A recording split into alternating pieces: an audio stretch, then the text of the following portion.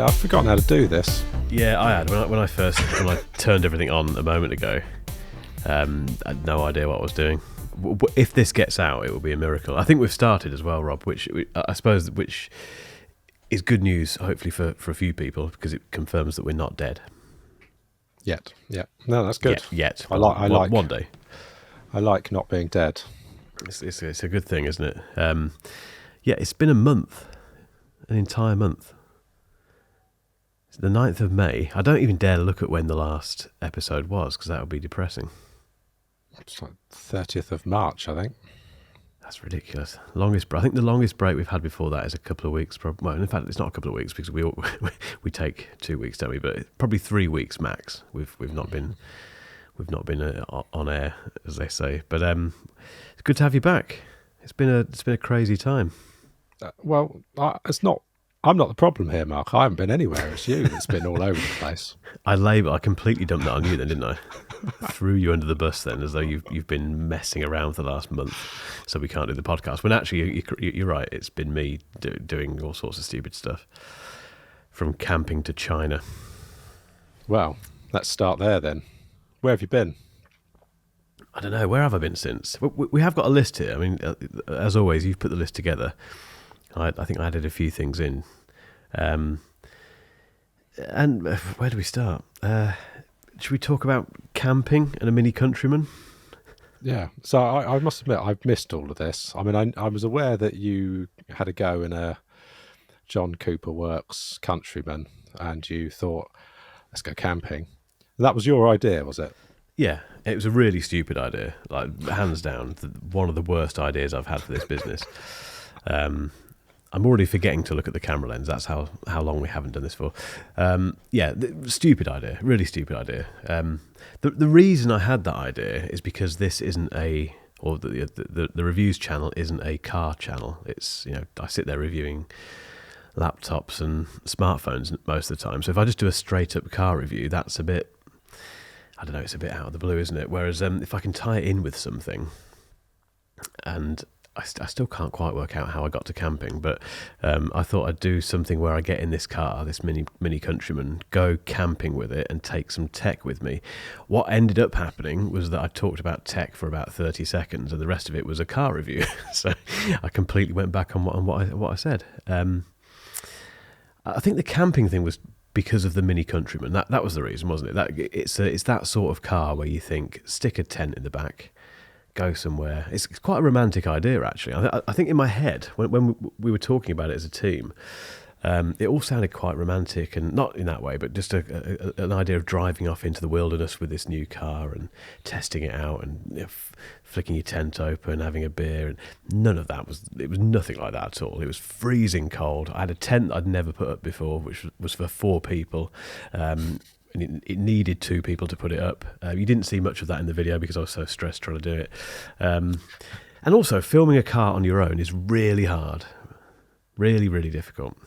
I should also confirm that I've got man flu at the minute, which is why I'm moaning about stuff. But it was just hopefully the video was good. I don't know if you've seen the video or not. Maybe you haven't seen it yet. But I'm fairly proud of the video. But the work that went into it, you do wonder if it was worth it.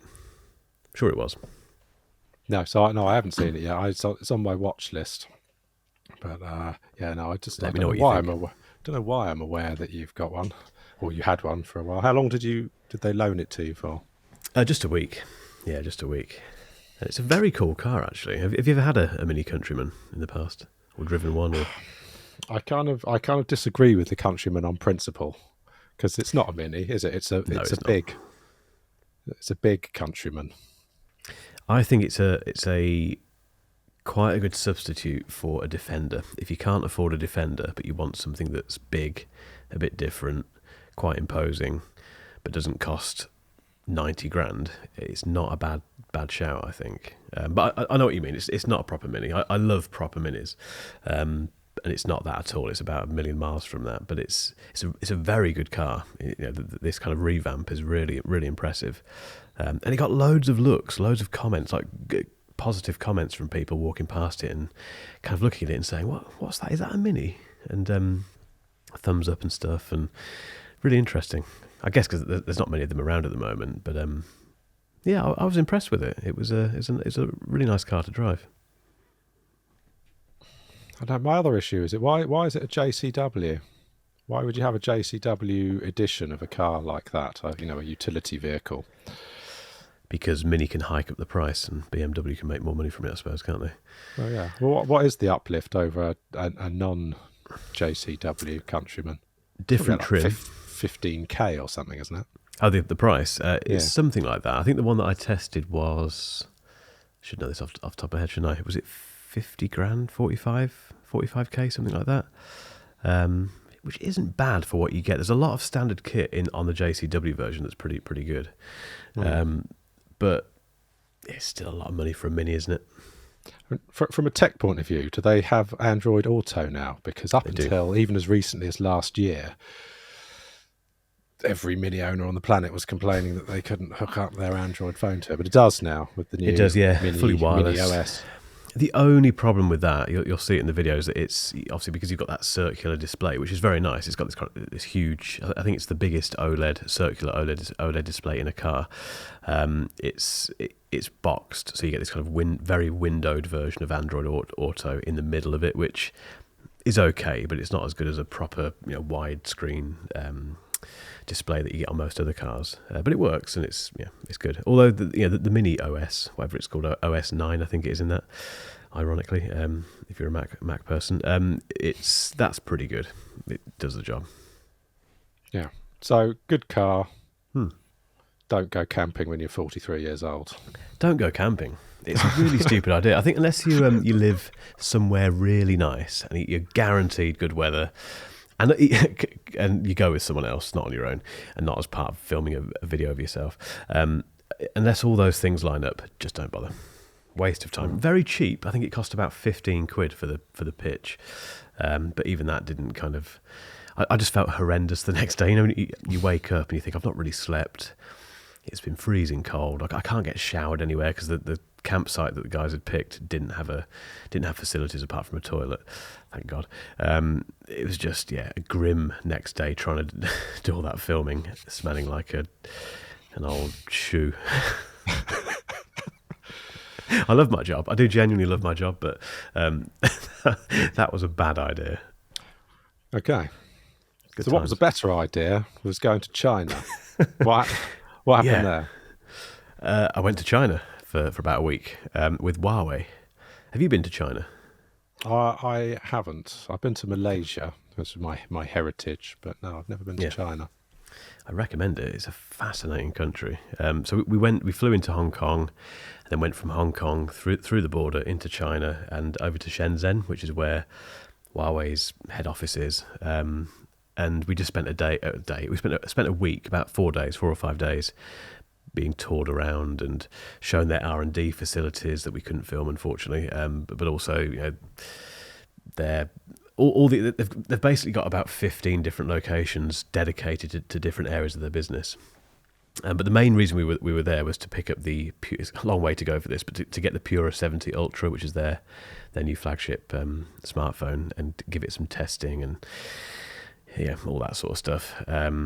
That wasn't the only product, to be fair. There was the Watch Fit 3, there was new tablets, new laptops, the whole gamut, basically. They just launched everything in one go. But this trip was obviously a press trip, and it was a worldwide thing, so they were bringing press in from everywhere. And it's the first thing they've done, I think, since COVID. So it was quite a big deal. But the scale of that business is just mind-blowing. Just, you can't get your head around it, particularly if you come from the UK. Everything's bigger everywhere else anyway, isn't it? If you go to the States, for instance, it just feels huge compared to here. But the Huawei just alone is just such a massive company. But it was good. It was a fascinating trip. Very tiring, jet lag, and then you start to get used to it, and then you head back home again, and you get jet lag again, which lasted for about a week. But it was worth it, definitely. Have you ever been to their UK headquarters? No, I haven't. No. So they're based in Green Park in Reading. I drive past their HQ on the way to work. I work in Reading. You should nip in. Just pop in, say, Mark Ellis sent me. Yeah, I'm from 8 or 16. They'll know. That's do the old wonky handshake. So they flew you out there. What did you do for how long was the flight?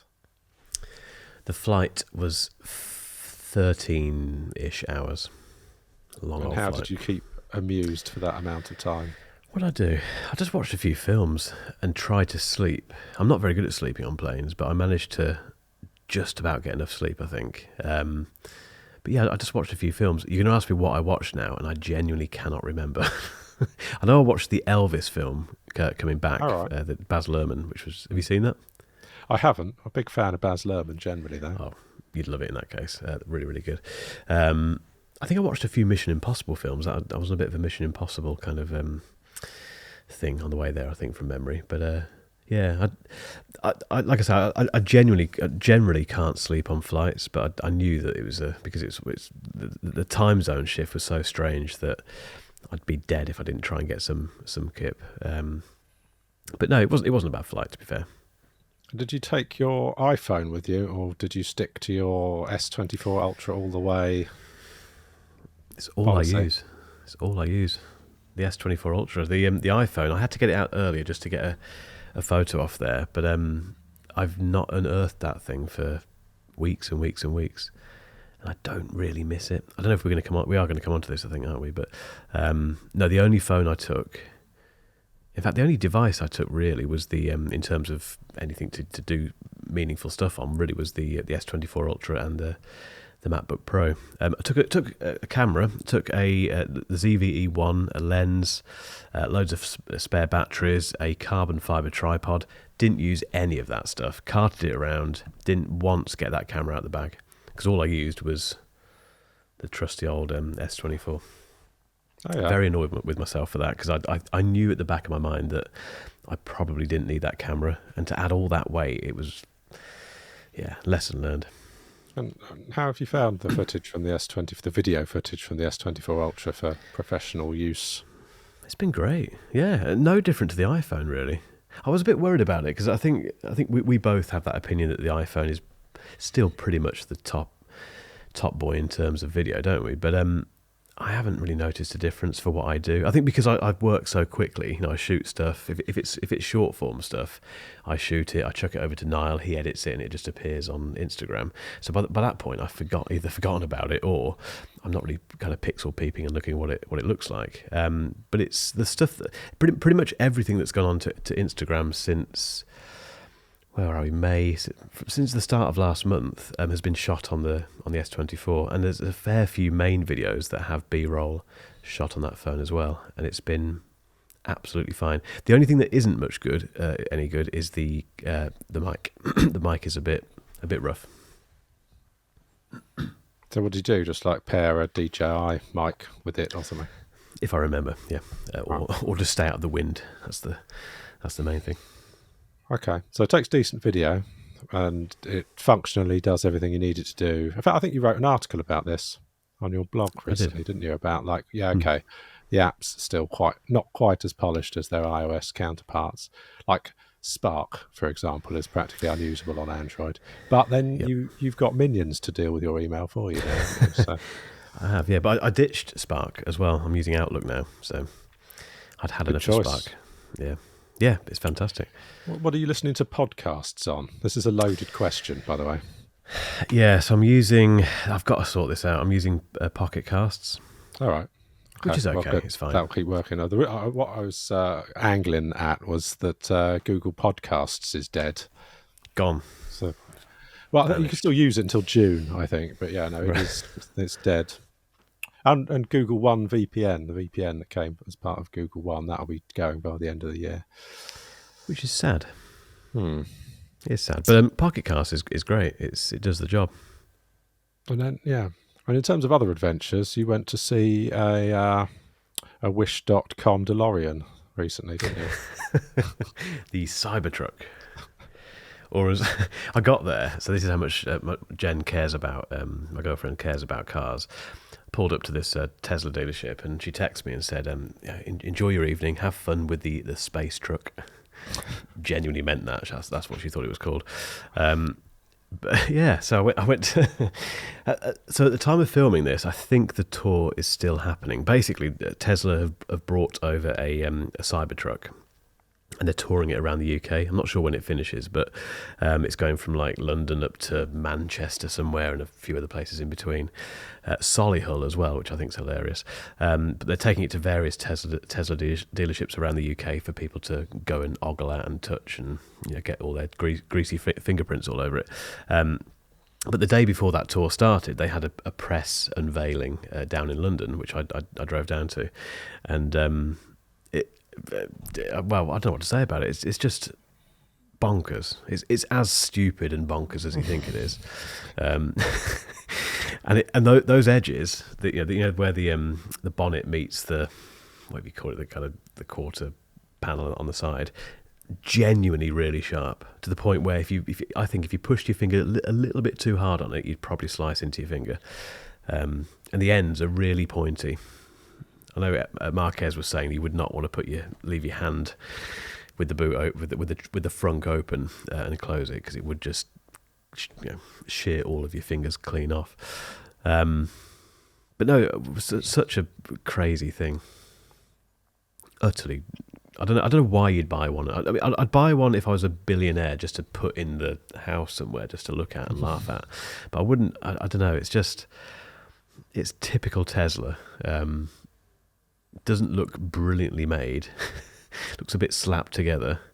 Doesn't look like it could ever be road legal. I know it is in the US, but when you see it in the UK, there's just no way you'd ever see that on the road. There's no front bumper, Yeah, just a crazy thing. I'm glad I saw it, but yeah, would you buy you wouldn't buy a Cybertruck, would you? Well, no, it's ridiculous. It's crazy. I think that's it for your adventures, isn't it? I think it is. I think we probably overhyped it. I know China's a big thing, but it's just camping and seeing the Cybertruck around that, really. I would go camping in a Cybertruck. That would be a good video. I'd probably unearth my revisit the camping thing for that, if that ever happens. But yeah, I think that was it, wasn't it, in terms of the things that I've been doing? What have you been doing? Probably far more interesting. I've just been not doing this podcast. You've just been sat on that chair waiting, haven't you? Just been sat in here, like the meme with the guys standing in an empty swimming pool and sitting in the swing. Where's Mark? Where's he going? Yeah, I know. I can't remember, why were we talking about all that? Oh no, yeah, that is why we haven't been able to do this, because you've either been travelling or abroad or recovering from travelling. We just haven't managed to sync up. But you got some new toys. You got Beats Solo 4. They came out recently. What's the verdict on those? I'm not for the whole on-ear headphones thing at all. They tend, after a while, they tend to irritate my ears. But they're good. If you like those kind of headphones, and clearly a lot of people do, because they're the best-selling Beats headphones ever, apparently. It's a solid upgrade, really. Have they got spatial audio now? Yeah, spatial audio, Dolby Atmos, all that stuff. The only thing they haven't really got over the Pro, the Beats Studio Pro, is obviously noise cancelling. Excuse me, and the over-ear thing, basically. And the comfort is a little bit less in terms of the padding and that sort of stuff. But the battery life is ridiculous. It's like 50 hours or something.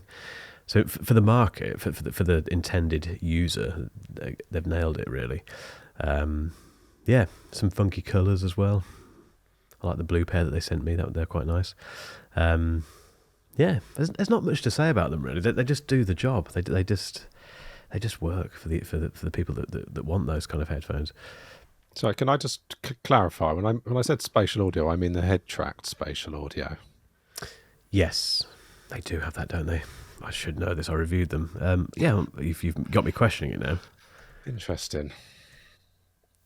I'm going to have to Google the reason I ask is whether or not I'm going to come to regret having bought Mrs. Rob AirPods Max, because she likes over-ear headphones. Over-ear or on-ear? Oh, well, over-ear. So I suppose they're. Oh no, I remember now. So she used to have Beats Solo Pros, in fact, but the clamping force was absurdly tight on the Okay. ears. Have they tweaked that at all, or is it still like put your head in a vice? These I didn't have the previous gen to compare them with, but they seem okay. I mean, for me, I still can't really get on with on ear headphones, but they seem fine. They have got head tracking, by the way. They've got the dynamic head tracking. Ah, awesome, cool. Because I know it's a silly niche feature, but it's one of my favourite things in that. I'm pretty sure it's the first. People had done it previously. I think Sony had done it first, but in terms of Yes. mass popularity, head track spatial audio, Apple sort of made it a necessary thing, and I'm happy about that because I think it's brilliant. Well, Sony had the 360 degree thing, didn't they? The 360 audio, which never really caught on, but yeah. Well, they were also they were doing take a picture of your ear to EQ the sound long before anyone else did as well. But then you also got a Bluetooth turntable from JBL. I did, which is on the floor at the minute. Yeah. I noticed that you've put a note against this, which says, "Doesn't this somewhat miss the point of analog?" Which is a very good point. It does really, because obviously the idea with this thing is that you set it up and then you just connect a pair of Bluetooth headphones to it via Bluetooth, no cable, thus completely removing the analog part of it. But I think it's just for convenience, and it looks cool. It's orange. It's got orange bits on it. It's just very convenient. I think if you're not that fussed about, dare I say it, if you're not a proper vinyl person, but you want a cool looking vinyl player and you don't want any faff whatsoever, it's quite a good idea. It sounds great, actually. And it was genuinely quite nice just to have it set up on this desk here and then sat over there with my Bowers & Wilkins headphones on listening to Jeff Beck. It was great. I even went downstairs and made a cup of tea while it was playing. I can't do that at home because I can't. Headphones are all connected. But it looks pretty cool, though, don't you think? It does, but it's just... It makes listening to music less convenient for none of the benefits, because you could have sat there and listened to Jeff Beck on your Bowers & Wilkins headphones without any of that, but you wouldn't have had a thing that was a spinny thing. Don't ruin it, Rob. Stop ruining Christmas. Although, well, no, to be fair, I do like a pointless spinny thing. Remember the Teenage Engineering TP7 field recorder? That's got a point that, made to look like a tape reel. Oh, it's obviously not got a tape reel in it, but... So okay, I get it. The only problem with it, there is one problem. Yeah, there is one problem. It's belt driven. It's not direct drive, which is a shame. All right. But it's got orange bits on it, so who cares?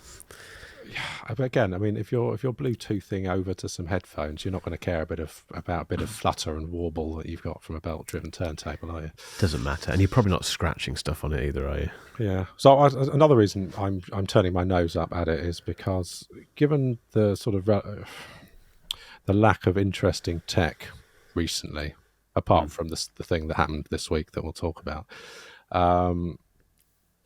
I had, some surplus tech budget to spend, so I bought a Name Unity Atom. You familiar with this product? I know what it is, but I've never seen or heard or been in the same room as one. It's a super premium streaming amplifier. So you can hook it up to your Tidal account or your Qobuz or whatever, and it's massively over engineered for my setup because I've just got some little bookshelf Q acoustics. So these things retail for about £2,300, I think, but they were having like a refurb warehouse sale, and I got it for £1,300, which is still a stupid amount of money to spend on an amplifier, but it's £1,000 off. So because I think I've mentioned it before, I think I tried to get you to send you one, and they didn't. But okay, because they're based up the road from me in Salisbury. Nice. It's a really lovely thing. It weighs a ton. It's like 12 kilos. It's a proper serious bit of kit. It's got a massive heat sinks along the side. It's a proper Class A amplification. It's a glorious thing. The best thing about it, it's got a big knob. Oh, I love a big knob. There's your show I'm title. going to attempt to pick it up. I think we've got like 3 or 4 show titles with knob in it. I think we need to stop that and grow up a bit. Nah. That's not going to happen, is it? It's what gets the clicks and views, Rob. Please don't drop this. I'm worried now.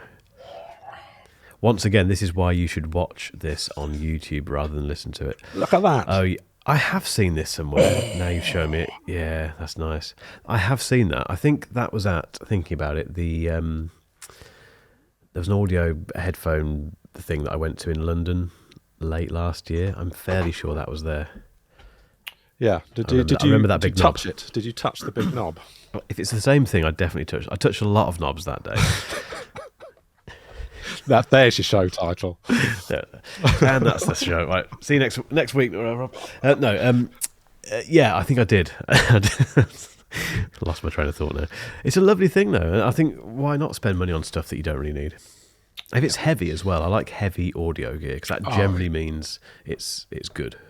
Yeah, no, it's a serious bit of kit, but the volume knob is it's so ridiculously over-engineered. It's completely frictionless, and it weighs a ton. And actually, as your hand approaches it, it's got a proximity sensor, so it all sorts of lights up as your hand approaches it. Yeah, brilliant thing. Totally didn't need it, but I just saw the opportunity to get one for a significant amount of money off, so I did. It's got the same, it's got 5-year warranty, all the rest of it direct from name. Nice. Job's good. And so the only trouble is that now I'm thinking, well, this sounds fantastic, but it could sound even better if I put some better speakers on it. So now I'm thinking I need to get some Kefs, I think. It's begun. It's happy. It's starting. And then cable. Then maybe a sub. I've kind of embedded cable in the wall. It's reasonable cable. I can't remember what's in there. It's not like, bell wire, but it is it's fairly decent. It's good enough, I think. What are the Kefs you've got? What have I got? Kef wire. Oh, in here. Yeah. What are they? The LSX 2s, I think.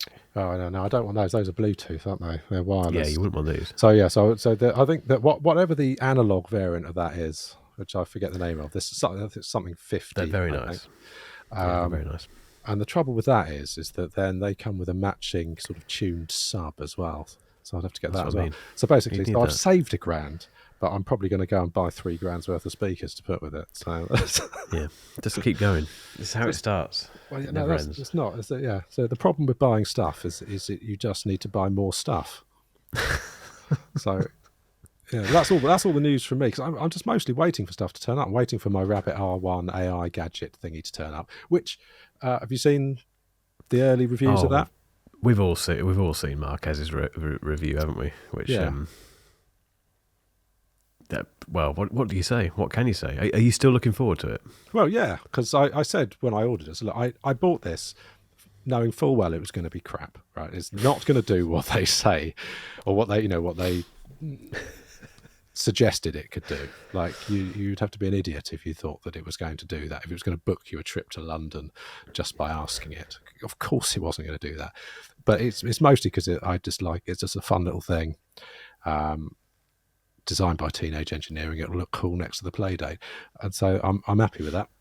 That'll be fine. I can't wait to see it through you. I won't be getting one. Yeah. Well, I mean, the one good thing about it is it did come with $200 worth of Perplexity credit, which is a brilliant AI platform. So, if nothing else, I got that and a cool orange thing. Let's be honest, it is, if nothing else, because it's monumentally crap, isn't it, from the sounds of it? But a very quick moan about that as well. The whole reviews thing. I don't know if you've been keeping track of this, but the whole thing about what Marquez being slapped on the wrists for giving a couple of products bad reviews. I fundamentally do not understand. If a product isn't good, if someone doesn't think a product is good, it gets a bad review. What is wrong with that? Make better products. Some people might like it. There might be people out there who think it's okay. Who knows? Although that isn't the case with this, with the R1. But I fundamentally don't understand people who have a problem with bad reviews. It doesn't make sense to me. A product is either good or bad, and varying things in between, levels in between. But I just don't get it. I think he was very fair. I think he was very fair. He was very fair about the R1, and he was very fair about the AI pin, which is a similarly crap gadget. Yeah, I mean, his point was that these things are just unfinished, and that they're not cheap. Is it the R1 is it 200 quid, Yeah. 300 quid? But the AI pin is like $700 plus $20 a month or something for the cellular thing.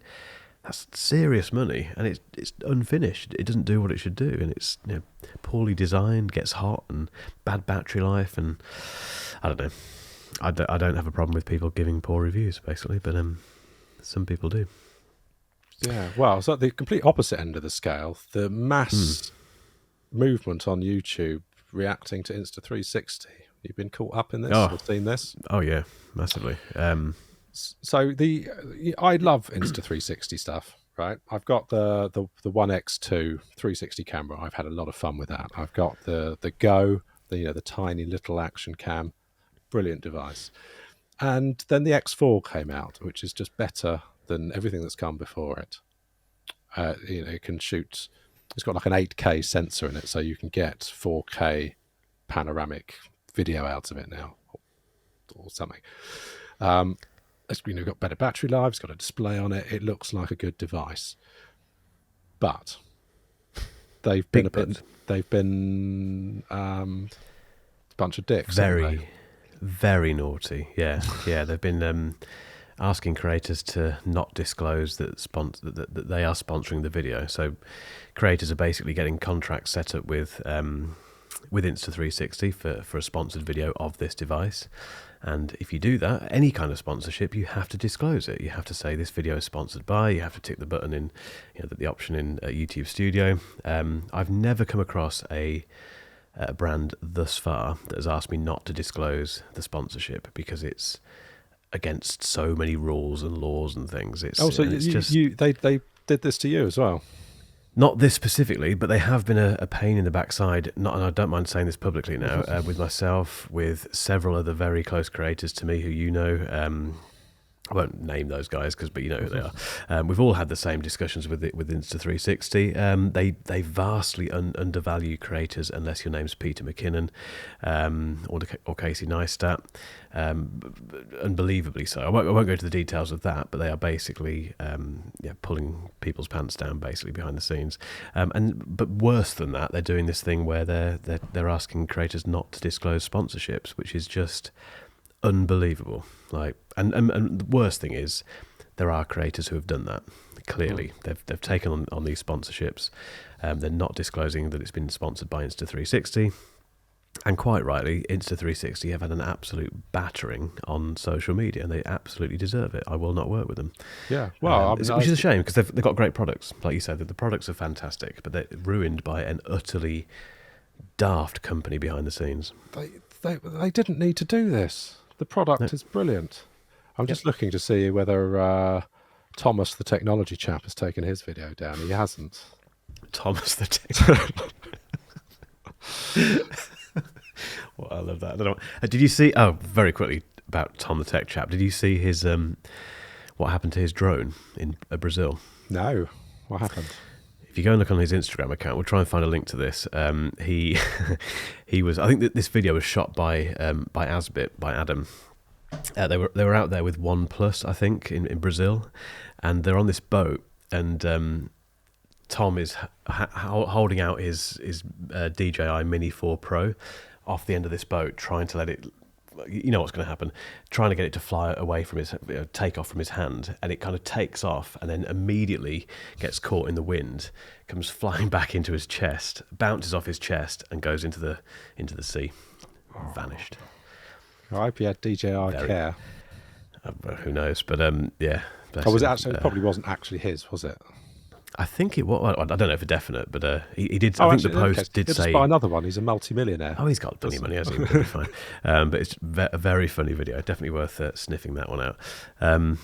Sorry, I've derailed that conversation now.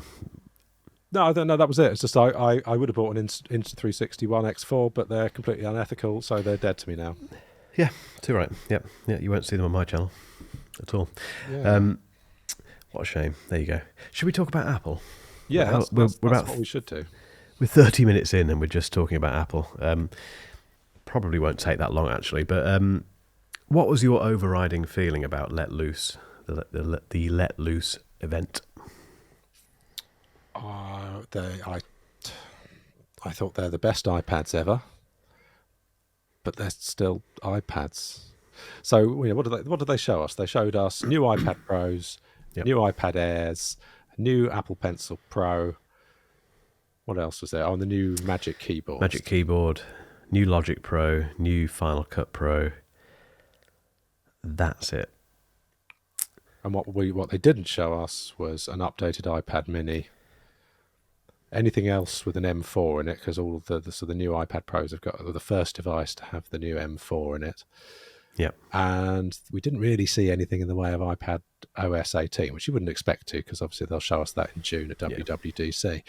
So they've launched these iPad Pros with their most impressive bit of silicon ever, and kind of alluded to what it could do with the Final Cut 2 and the Logic Pro 2 demos, which admittedly is super cool. Like that, the Final Cut camera app with that live multicam view, super cool.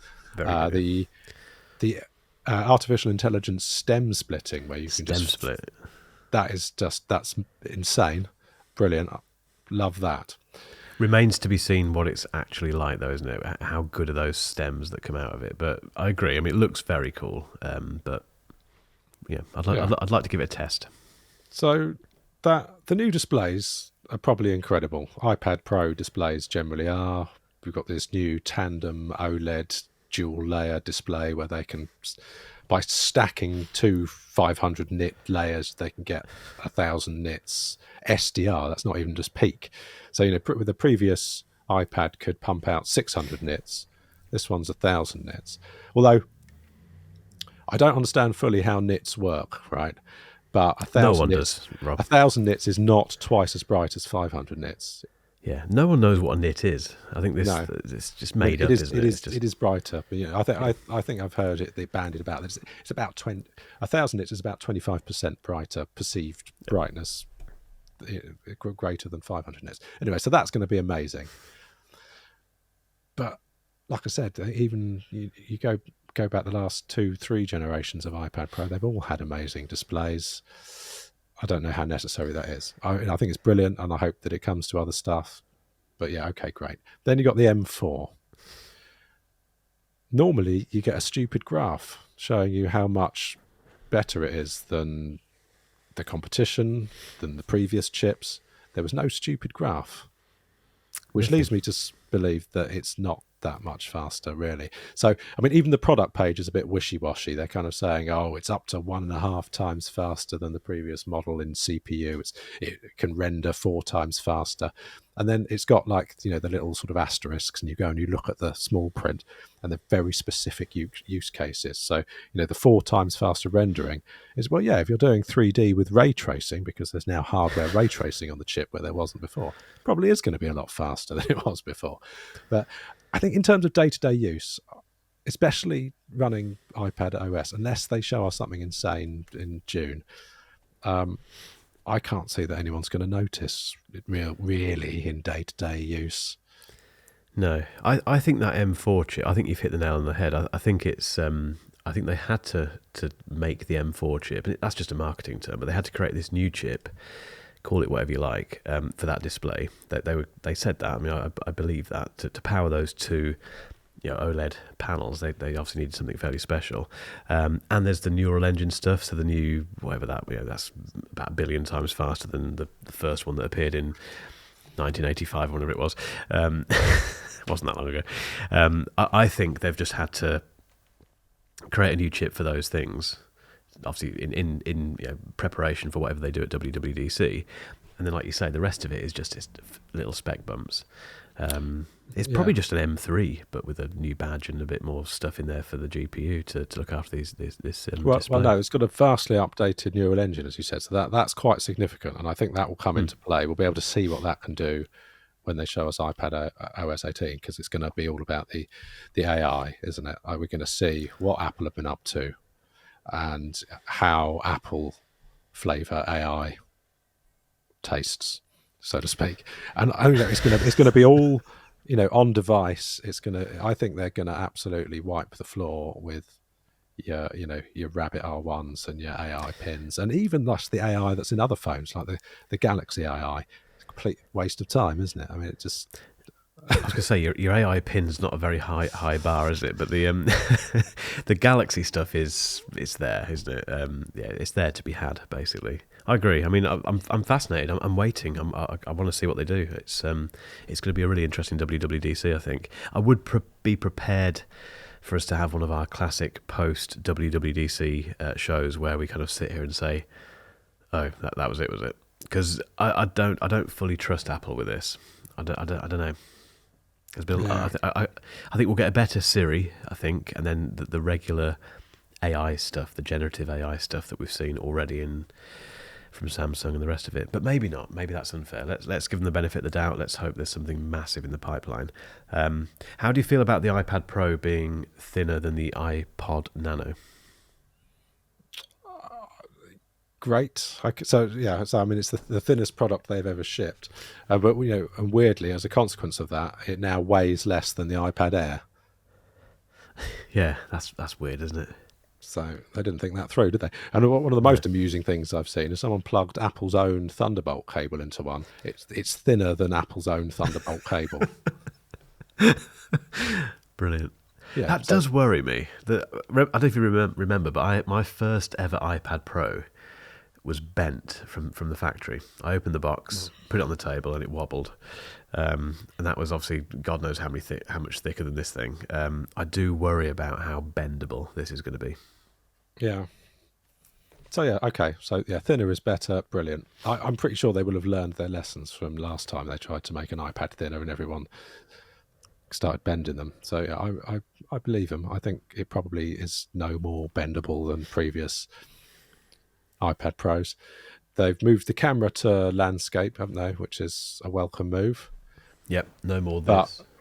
But Tim giveth and Tim taketh away, because as a consequence of that, you now can't use your existing Apple Pencil 2 with it. Yeah, and someone said, why didn't they just move the charger? Because the reason for this is because they've had to re-engineer the charging mechanism for the Pencil to fit around the whole camera gubbins. And someone else said, why not just move the charger to the side of the iPad, the top of it, the shorter edge? Why didn't they do that? Plug it on the end. Yeah, I mean, I imagine that's a more significant challenge than there'll be a reason why they put it up there, but which we'll never know. But I don't think it's a cynical move. I don't think it on the face of it, it appears like it's a stealth tax, because you look at the prices, they're actually quite reasonable, I think, considering that new OLED, the new OLED technology. The base model now starts at 256 gigs of storage, and so it's actually, I think, if you look on a like-for-like basis, certainly in the UK, I don't know how it works out in other countries around the world, but on a like-for-like basis, if you look at the 2022 256 gig iPad, that was £1,370, and this new one starts at £1,299, so it's actually £70 cheaper, and that delta actually increases the more you go up. So the 2 terabyte on a like-for-like basis is £200 cheaper. Nice. So you look at that and you think, okay, that's quite reasonable. But then you factor in that, well, I want to keep using my Apple Pencil. You've now got if you've got an Apple Pencil 2, you've now got the choice of buying the inferior USB-C Apple Pencil, which doesn't have pressure sensitivity. What else doesn't it have? Skimped in a number of other ways. But or ponying up 129 quid to get the new Apple Pencil Pro, which I'm not too angry about, because that is what the Apple Pencil 2 cost when it was introduced in 2018. So I think it's a good price. Because I'm sure perhaps they would have liked to have made the Apple Pencil Pro $199 or something, and were reeled back on that because of how upset it would make people. But I think that's quite good. It kind of softens the blow. But realistically, how many people are going to upgrade from even the M1 iPad Pro to this? There's no reason to at all, unless iPad OS 18 gives them a significant reason to do it. Something that is only compatible with the M4 chip. there's just no reason to, is there? This is for new entrants, I think, to iPad Pro land. You might want the nano textured glass, perhaps. Possibly. Although that's a bit weird, isn't it? I know why they've done it. And I think for the right people, it's a good move. But I think you've noted in the show notes that they've only done it on the bezels aren't nano texture, are they? They're still glossy, whereas the viewable area of the display is this nano texture thing, which looks a bit strange. I don't know. I quite like it. I quite like it, yeah. So only the viewable area has got the etching on it. But I mean, the reason they couldn't do it across the whole face is because then it would obscure the camera, wouldn't it? Although I guess they could have just not done the bit over the camera.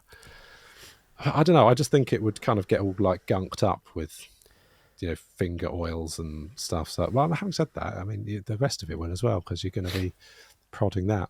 Yeah, I don't know. Who knows? I quite like the contrast. I like the shiny bezels. But yeah, interesting. And that texture, I'll be interested to see how it holds up to long-term pencil use. Absolutely, yeah. That'd be very interesting. Okay, so there's a few cons here that you've noted down. Yeah. Well, we've gone through a few of them already, actually, to be fair. Remove the ultra-wide camera. I missed this. That's gone. Oh, yeah. Yeah, I mean, it wasn't very good, was it? So, so you've still got your main camera and the LiDAR sensor, but they've done away with the ultra wide. I'm not too fussed about that. There's the issue of the 512 gig and the 256 gig variants have got binned M4s in them with 9 cores instead of 10. So if you want the full fat M4 experience on an iPad, you have to buy the 1 terabyte or above option. That's what they do, don't they? That's not the first time Apple's done that, really. But and the cellular version doesn't support millimeter wave 5G now. It's only sub 6. Okay. And there's no SIM card slot. It's eSIM only. So, again, I don't think is that a huge issue. I think the biggest problem is that you don't get stickers in the box anymore. Apple stickers. They've gone, haven't they? Wasn't there something else that I had recently that didn't have Apple stickers in it? I got really annoyed by it. Was it Vision Pro? I don't think that had. Did that not have Apple stickers? I don't think it did. They say it's part of their drive to reduce plastics, which is a reasonable excuse, I guess. And the thing is how many people actually use those Apple stickers? I mean, I've got 20 years worth of unused Apple stickers in my crap drawers. So that's the point, though. You collect them. They're a thing to have. But you can, if you buy your iPad Pro in store, you can ask them for some, and they'll give you some. Apparently, you can. So I've just seen your last note about the horrible advert. Yeah. So you weren't keen on the how they introduced the iPad Pro? No. What did you think of the advert? Mesmerizing. I couldn't work it out. Yeah, I just kept thinking about how did they do it? Like how many times did they have to do that press to get the right shots? And I was thinking about it from a production perspective, but I didn't quite understand the point. Really, I understood the point, but I didn't quite understand why a trumpet, was the first thing that got crushed, and then loads of paint pots and camera lenses. Okay, fair enough. I think the idea was that you're chucking all this stuff into a very thin tablet. But why trumpet? Yeah, why do it at all? I mean, perhaps it'll turn out that it was CGI or something, in which case that's okay. But if I don't think it was.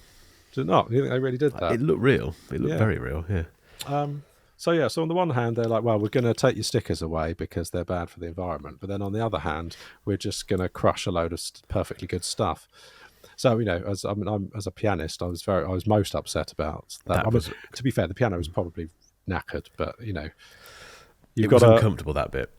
Well, yeah. So they're essentially also saying, Rob, I should probably kind of illustrate that I don't think that's how they make each iPad Pro. I don't think they're doing that each time. When you order one, they don't have another setup of all that stuff. And then, Mark Ellis has ordered an iPad Pro. Quick, get the piano, get all the paint pots. I think they do it a different way. Thank you for that. I understand that.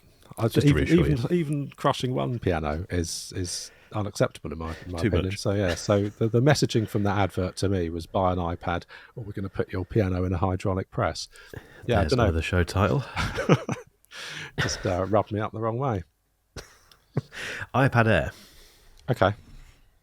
I think the big iPad Air, the 13-inch iPad Air, was the biggest announcement. I think literally, or one of the biggest. I think that's a brilliant product, because all that stuff we've just said about the iPad Pro, and we've always said about the iPad Pro, and everyone has always said about the iPad Pro, which is it's too powerful. Who's going to use all that stuff? That's all completely solved and made cheaper by this big 13-inch iPad Air. I think it's a brilliant product. And $799, I think it starts at, doesn't it? Yeah, so I was quite tempted to get one. So, remember I had a year where I used a 12-inch iPad Pro and a Magic Keyboard as my primary computing device while I was waiting for the M machines to come along. So I got rid of my 16-inch Intel MacBook Pro, and I just made do with an iPad. And we've talked about this before, but I had a good time. It was all right. It was fine. Great even. However, for my use, I think the M1 MacBook Air that I have instead now suits me better. That's probably my favourite computer I've ever bought, I think. Fair enough. Absolutely brilliant. So I looked at the iPad Air because I thought, right, if I wanted the 12.9-inch iPad Pro, and I would want the 12 or the 13 as it is, the 13-inch iPad Pro, I would have to get that cool new Magic Keyboard with the aluminium top and the haptic feedback, the enormous haptic feedback glass touchpad, and I would have to get the Apple Pencil Pro. And you tot all of that up, and that's £1,777. And I thought, I don't want it that much. So I thought, would the iPad Air do for that large screen iPad experience? And I thought initially that all I would have to live without was ProMotion. And I thought, well, I've been out of the iPad game for a while now because I got rid of my iPad Pro some time ago. I haven't missed it. Would I notice that it hasn't got ProMotion? I'm not sure that I would. Could I live without it? But then I realised it's not just. So it's got the M2 chip in it, which is brilliant. So that would feel like an upgrade from the 2018 one that I had, which had a A18X or something in it. But it's not just that, is it? It hasn't got Touch ID. Sorry, it hasn't got Face ID. It's just got Touch ID in the power button. I think that would annoy me because it annoys me on my Magic V2 phone. That's got a power button.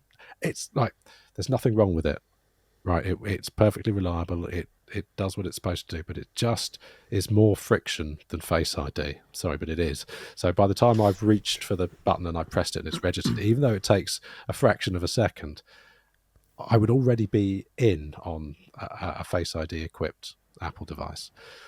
So that would be an issue. It hasn't got the LiDAR scanner, and I've had quite a lot of fun with the LiDAR scanner. Have you ever done any 3D scanning? Not really, no. It's really good fun. And it's only got USB 3, so you don't get Thunderbolt. I think, for most people who will go for this, they don't care about any of that stuff, do they? They don't even know what that stuff is. I think all you're doing really is illustrating that you need the Pro. If you were going to go for an iPad, I think you'd want the Pro. Yeah, I mean, but it's too expensive. Well, the iPad Air was especially tempting to me because it's compatible with the old Magic Keyboard, of which I have one gathering dust in a drawer. So I was like, well, okay, so I can not buy a new one of those and just use that one because it's fine. I only really ever used the Apple Pencil to draw cocks on things, and the iPad Air now it comes in the larger size. That would probably be all right. But yeah, no, I don't think it is. So yeah, so if I were going to get an iPad, I think I would get an iPad Pro. But I don't want one 1,700 quid's worth. I don't think I'd get enough value out of it.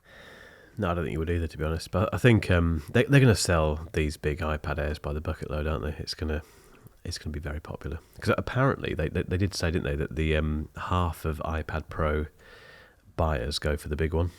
That was one of their facts that they threw in this week, which suggests that the same thing could happen with the iPad Air, which then suggests that they're probably confident that a lot of people aren't buying iPad Airs at the moment because there's not a big one.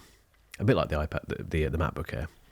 Throwing the 15-inch version of that in fills quite a significant gap in the product lineup, doesn't it? So I think it was a bit of a masterstroke, really.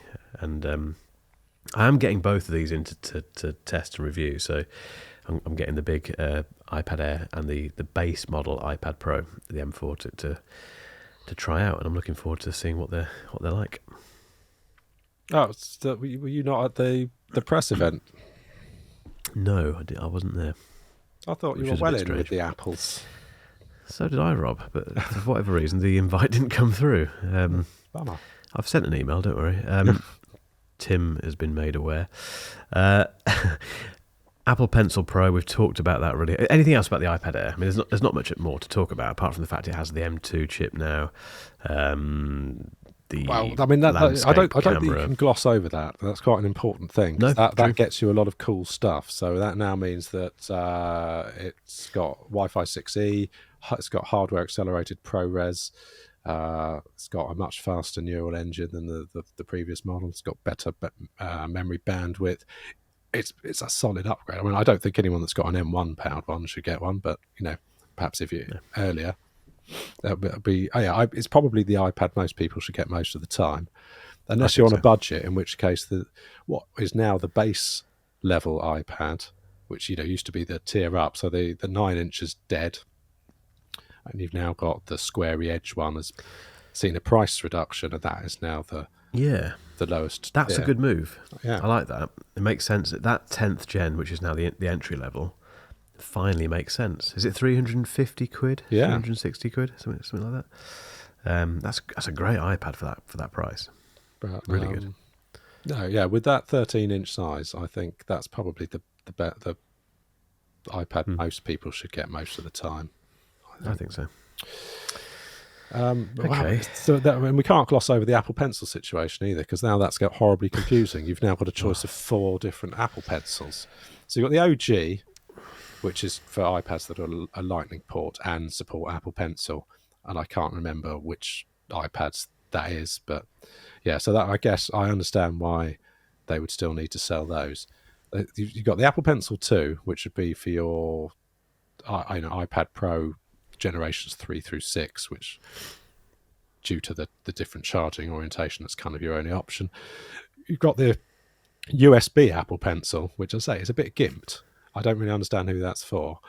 Or if you've got one of the new 2024 iPads, either an iPad Air or the 11-inch iPad Pro or the 13-inch iPad Pro, then you can treat yourself to an Apple Pencil Pro. But yeah, I don't know. That seems, for an accessory that is seen as pointless to most people, I think, to have a range of 4 of them is hilarious. It's so confusing, isn't it? If you're a regular consumer, where do you start with that? It's mind-blowing. And also, do we need the OG one to still be a thing? Because surely the USB version doesn't that replace that? Because that works with. I don't think which one does that work with? I don't think it does. I think that's the problem. I think for iPads that support the OG one only support the OG one, and then you can't buy those iPads new anymore, can you? Because the 9th gen is gone. I imagine it might be for education. There's probably hundreds of thousands of them in schools and colleges and things. So, very true. Okay. And then, I mean, we briefly covered the new Magic Keyboard case, which looks lovely. I think that's a brilliant thing. It's thinner, isn't it?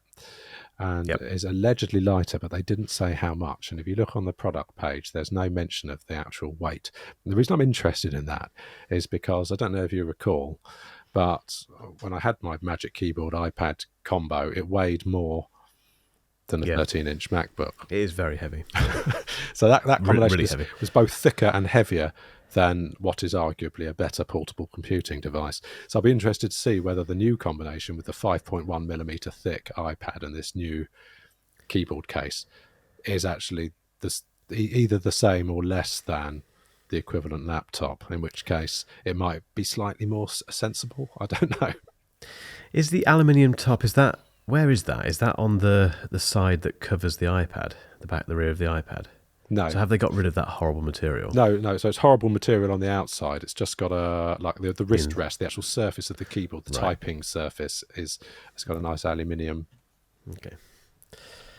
I've gone for the silver one just to see what that's like, because I'm not a fan of the black one. After about 2 weeks, looks horrendous, doesn't it? It's got all like smudges on it and all sorts. But no, I'm the same as you. I'm looking forward to trying it. The fact it's got the function row key, happy days. That alone makes sense.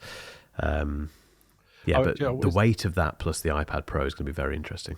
It supports 60 watts power pass through now, which I don't think it did before. I seem to recall that with my old one, it used to take an age, or you could even run down the battery on. So you hooked up the iPad to the Magic Keyboard and you had it plugged in. And if you were doing something particularly intensive, even though it was plugged beat in, the battery, it wasn't charging it fast as I was draining it. But yeah, now it's got 60 watts pass through apparently. Interesting. Final Cut Pro and Logic Pro 2, we've talked about those very briefly, haven't we? The one good thing about Final Cut Pro 2 is the fact that you can now edit off an external drive. Someone in my comment, because I thought this was just on the M4 iPad Pro, but apparently it's not. Apparently it's compatible with the M2 version as well, which is good news if that's true. Well, which is just as well, because not that anyone was doing this anyway, but if you look through the specs, if you were to the video recording capabilities of the built-in camera, these new ones versus the old ones, you used to be able to record at 4K to the internal drive. You can't now on these new ones, probably because they've got. I'm guessing here, but I would imagine that they've got single NAND chips in those lower specs. Yeah. So on those base spec, the 256 and the 512, you can't record 4K video using the built-in camera, but you probably can to an external drive now. Can you? Can you? How would you do that? I don't know. Yeah. Can you? Either way, but no one was doing that anyway, were they? No one cares.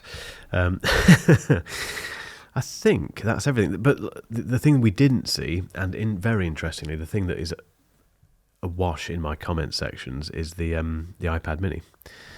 Every video that I make about the iPad Pro, even the one that kind of after the event, about the one that we know about now and that actually exists and you can buy, ends up with people talking about the iPad Mini and saying, "Where's the iPad Mini? Where's the iPad Mini Pro? Where is it?" It seems to be all that people care about. Whether or not that's just my audience, because I have that iPad Mini audience, I don't know. That probably is a factor. But it did get mentioned, but in passing, wasn't it? It was a kind of throwaway. It joins the lineup here. It's part of the lineup that we have now of these amazing iPads. See you later. Shame, but we've got to wait. I really hope they do a Pro version. I want that. I want a Magic Keyboard. Happy days. Pro Motion. What else? Face ID. That would do me. An M4 chip, obviously. Are you not concerned about why they didn't update it with the others? I've said this a few times. Yeah, I've kind of referenced this a few times that they may not make another iPad Mini. Who knows? Loads of us apparently want it, but maybe that's not enough for Tim. Allegedly, loads of people wanted the iPhone Mini, and then they didn't sell any, did they? So maybe it's too niche. Possibly. I hope that's not the case, but we'll see. Okay, let's finish with the silly thing, Rob, because it's the time has come to talk about something ridiculous. Oh yeah, have you seen this? So 8BitDo. They make all kinds, right? Because I'm right into things that look like other things. I think regular listeners of the show will know. If you've got something that's shaped like something else, I'm probably going to buy it. But yeah, 8BitDo do really cool sort of controllers and stuff. But they've just introduced a mechanical keyboard that's modelled on a C64. It's got real C64 vibes. I put a link there. Love that. Yep, that's cool, isn't it? That's very cool. Yeah, I like that. How much is it? Is it expensive? Probably. I don't know. Let's have a look. Order on Amazon. It's on Amazon. You can order it now. That's nice. So, out of stock. Brilliant. Wow. So there's 85 quid. It will be probably. Oh, that's not bad. Not too bad. I think they do like a Nintendo-y style one as well. So, I'm not going to buy one because I've I've just banned myself from buying any keyboard related things until I build my extraordinarily expensive Mode 80. So that's I need to do that before I even think about getting any other keyboards. That is very cool, though. I like that. Big fan of that. Right, Rob, as my voice rapidly disappears, I think we're going to have to end it there. But it's good to be back. Yes. We're not going anywhere. This is it now. Until the next break, but that's not going to be for a long time, hopefully. But no, that's good. And I suppose by the next time, I will have the iPad Pro and the iPad Air. Oh, they'll be here, exciting. so we can talk about them with some knowledge about what they're actually like. Good stuff. Right, I think on that note, Rob, let's sign off. Alrighty. And definitely be back in 2 weeks, 100%. Cool. See you then. Cheers. See ya.